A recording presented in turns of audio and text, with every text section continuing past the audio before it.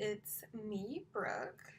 I'm filming on a different camera today, so it's kind of different for me. Anyways, okay, so today I'm going to be talking about blood pressure. I'm going to tell you about or how to take blood pressure, and then a little bit of blood pressure background information.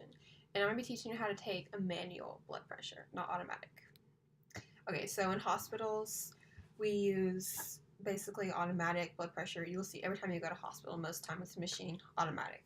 But in nursing school, it's important to know how to take it manually. We get tested over that, and it's just important to know as we become a nurse, just for emergencies or you can't find an automatic one, just to do it manually.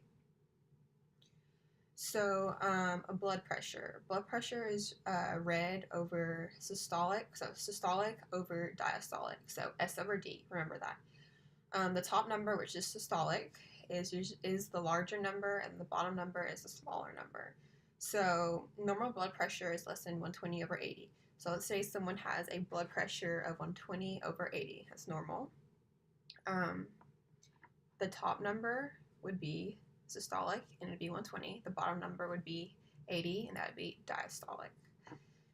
So hypotension, which is low blood pressure, would be less than 90 over 80, or less than 90 over 60. Sorry, so hypotension would be less than 90 over 60. 90 the systolic, 60 the diastolic.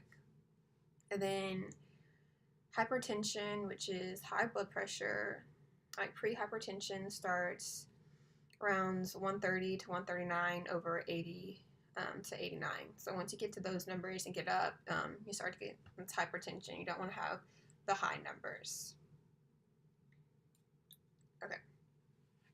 So let me show you. This is a blood pressure cuff. It's called a sphygmomanometer. It's hard to say. I probably didn't say it right, but I just say blood pressure cuff. So obviously you this is where you strap the arm, and you want to get comfortable with this because it's kind of awkward trying to figure out when you're doing it to your patient for the first time manually. It's kind of awkward like positioning the arm, so just practice getting comfortable with it. Okay, this is the like inflator. It's like the little pump used for the blood pressure. This is the air release valve. And this is the aneroid gauge. This is where you're going to read the blood pressure. And then obviously this is a stethoscope. This is what you're going to put on the arm to listen to the blood pressure. And there's a variety of things that can affect blood pressure. For instance, like exercise. If someone just ran 2 miles or a mile and you're about to take their blood pressure, it's going to affect the blood pressure. It's going to be high. So you're going to want to wait before someone just exercise. Another thing is weight. An obese person can have higher blood pressure. Another thing, stress and emotions. If someone is really mad or upset, it's going to affect their blood pressure.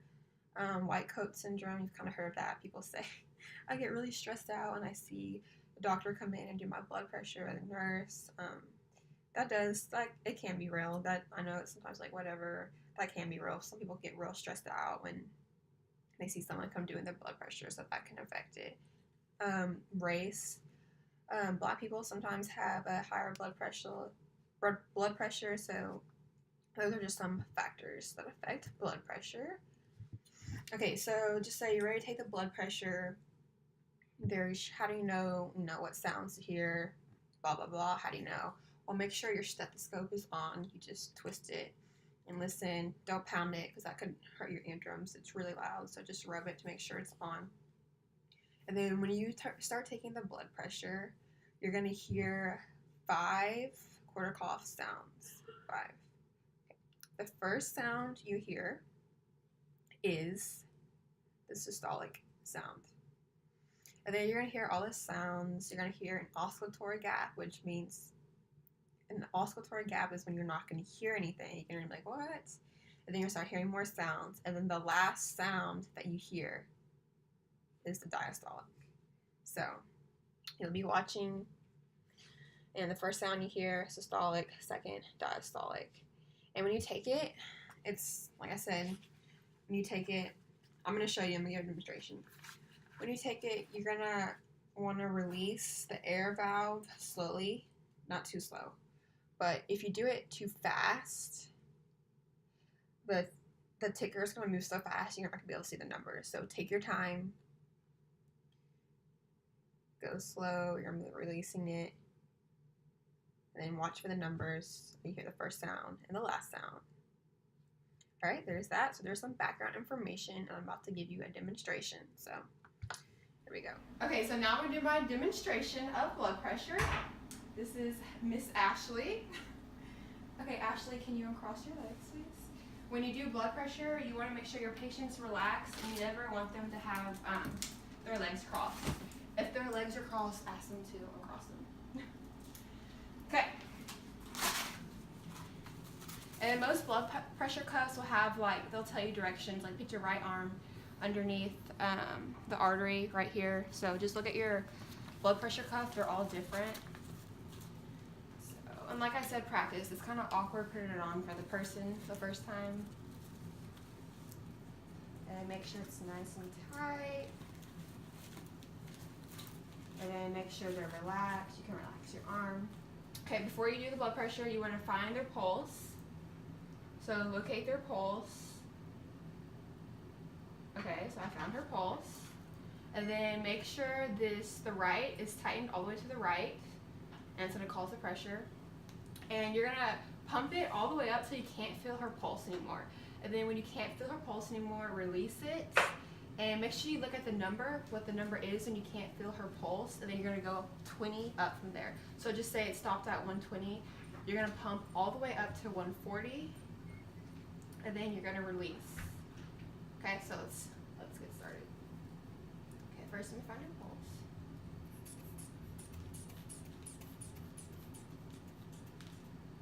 Okay, so her pulse stopped at 140, so I'm going to go up all the way to 160. And remember, the first sound you hear is your systolic, and the last sound you hear is your diastolic. And then just place your stethoscope right in the middle, right there. Have your 2 fingers. Make sure it's tight to the right, and when you release it, go slow. Not too slow, but I mean, it's better to go slow than fast because you want to get a good reading. Okay, so I'm going to pump it all the way up to 160. Oh, it's a little higher than 160. It's okay.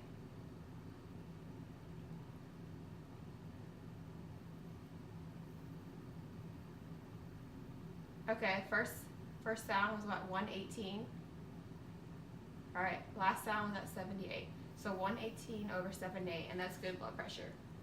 Most of the time, you're going to push higher, go higher than 160. For some reason, I mean, her pulse stopped at 140, so I went to 160. But usually, we're going to go to like 200. But like I said, don't freak out. I'm a strong believer in repetition, so just keep practicing, and practice makes perfect. Don't get frustrated if you can't hear it the first time. Just practice on your friends, siblings, or whatever. So that's it. That's my lesson on blood pressure. I will see you guys later. Subscribe and follow me on Instagram, BrittThompson18. Thank y'all.